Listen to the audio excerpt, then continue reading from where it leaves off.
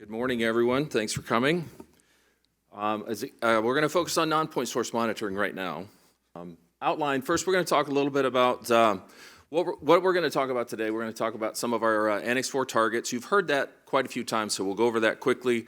We're going to talk about where we have our monitoring networks, and I will tell you right up front, it's not enough. We'd like to have more, and we're working towards more. Talk about our kind of objectives for those locations, and then we'll talk about some of the results and data and how we might look at it once we get a larger data set. We have one location with a really large data set, the rest not so much. And then we'll talk a little bit about our next steps moving forward. Here's our targets. You've seen those quite a bit. Remember what we're trying to get from the non-point source reductions and what we want to be able to monitor that change is about 223 metric tons. So just kind of keep that in mind as I go through some of these other monitoring locations. So if you take a look at the triangles here, you'll see that's where we have some gauge stations set up, and I'll kind of go from the spots where we have the most data all the way down to where we just have a couple of years worth of data. Is this the... Anyway, the River Raisin down by the mouth, that one triangle there, we've got data there since 1982. Heidelberg University's been monitoring that or collecting or actually doing the analysis and the loadings for that for years and years.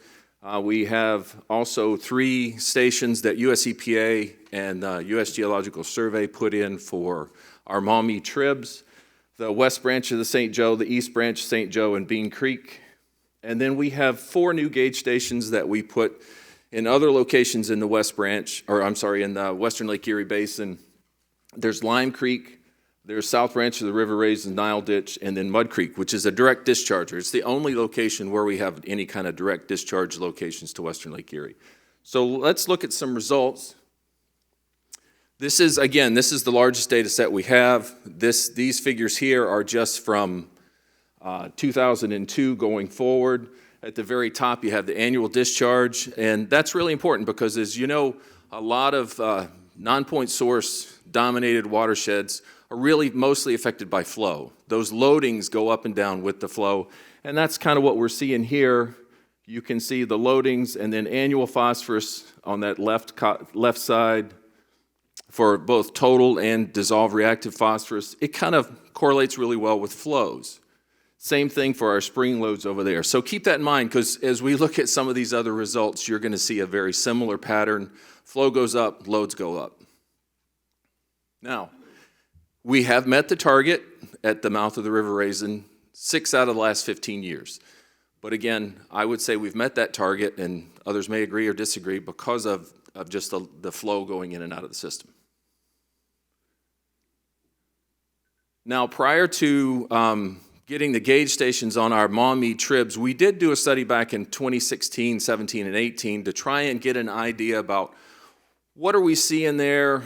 These are instantaneous loads, instantaneous phosphorus concentrations, and the objectives are pretty straightforward. You know, we wanted to see, just kind of get a snapshot view of what's going on in the Maumee tribs. We wanted to see if we could identify where we have higher nutrients coming from some of these Huck 12 or other smaller watersheds, and then see if we could then use that information to try and target non-point source BMP implementation through our non-point source program. We sampled nutrients and flow instantaneous to calculate these instantaneous loads. We focused on wet weather events mostly. There were some low flow events, but it was mostly wet weather events because that's when we'd see the highest concentrations, highest instantaneous loads. We did have, in 2016, we had 16 locations. We upped that to 20 locations in 17 and 18.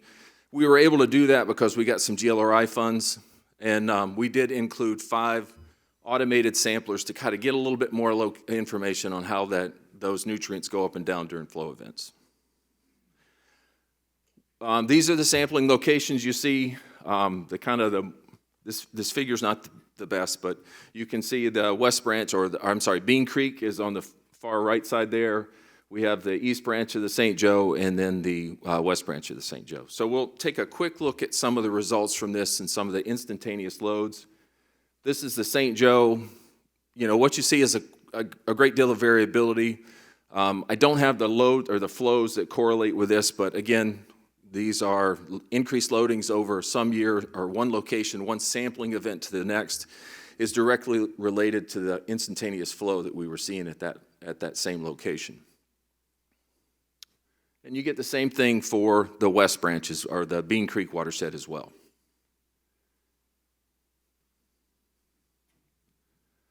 Here are the US EPA and USGS gauge stations for the St. Joe and the Bean Tiffin. We've got 4 years worth of good data that we can look at right now from that. If you, again, looking at this, you see that same pattern. You're seeing increased flows, you see increased loadings. When we have the lower loading periods, it's when we have an overall year with less loading coming in. Now I want to talk about our sample locations, or we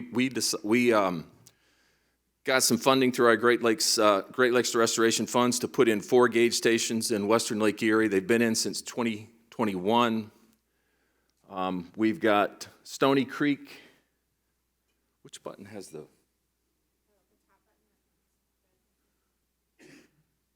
Yeah.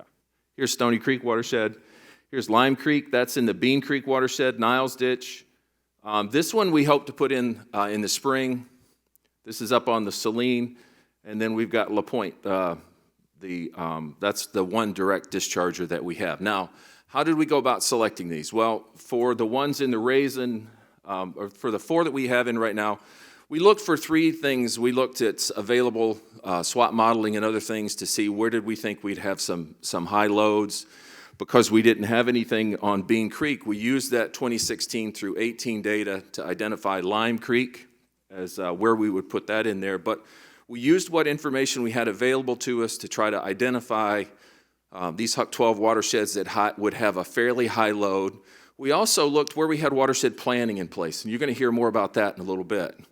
And we also wanted to try to identify Huck 12s where we had good partners, where we felt like we would have the best chance to implement practices and see a reduction in loading.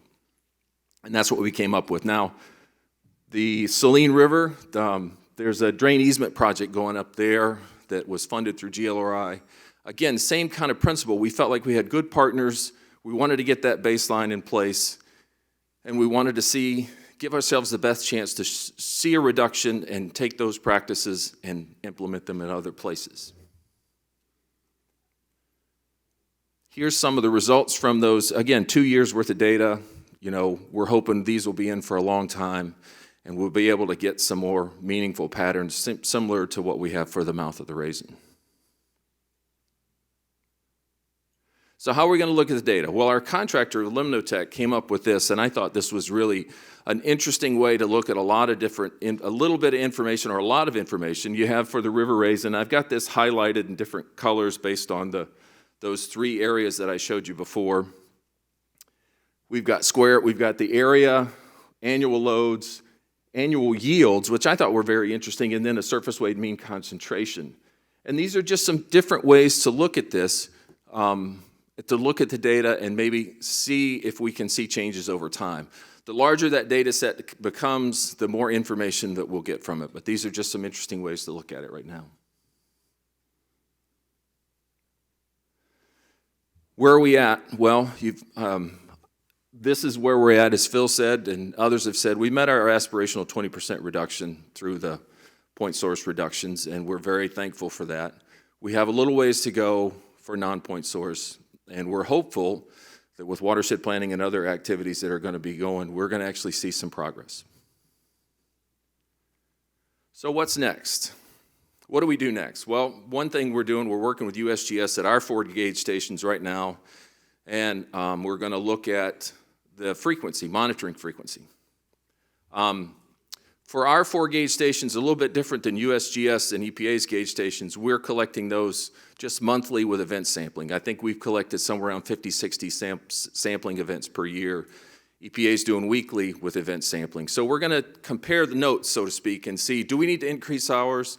Will that get us a little bit more useful information? So we're working through that process.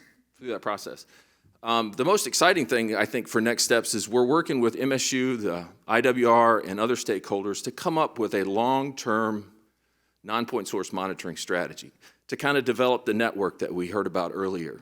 We don't have it yet, And we don't have a lot of resources right yet, but maybe we can take this to ask for funds from EPA and others to try to increase that network. It has some the current draft plan that IWR is working on for us has some short, medium, long-term goals. Some short-term goals right now, as you can see, prioritizing watersheds, similar to what we did, but with better tools, making sure we are looking at it appropriately and identifying those HUC 12 watersheds or others, smaller watersheds, other tools that we could use to monitor. Looking at frequency, we're doing that already, but that's something that we definitely want to look at our monitoring frequency and make sure we're collecting the right amount. And then this is the part that's interesting, technological advances. We're going to be looking at types of sensors or phosphorus probes, different things that can help us hopefully do the monitoring for a little less money to be a little bit more efficient, to get more data.